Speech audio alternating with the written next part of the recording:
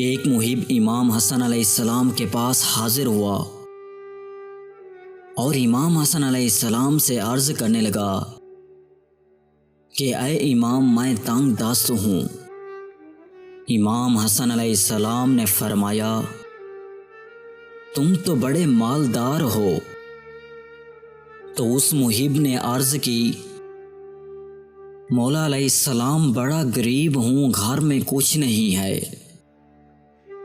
तो इमाम अलैहिस्सलाम ने फरमाया, ऐ शख्स, तू ये बता, क्या मेरे बाबा अली अलैहिस्सलाम से मोहब्बत करते हो? तो वो शख्स अर्ज करने लगा, हाँ। तो इमाम अलैहिस्सलाम ने फरमाया, 100 दिनार में ये मोहब्बत बेचोगे? तो उस शख्स ने कहा, नहीं। इमाम हसन अलैहिस्सलाम ने फिर फरमाया, 500 दिनार में क्या ये मोहब्बत बेचोगे? तो उस शख्स ने कहा, नहीं बेचूंगा। तो इमाम हसन अलैहिस्सलाम ने फरमाया, 1000 दिनार में क्या ये मोहब्बत बेचोगे?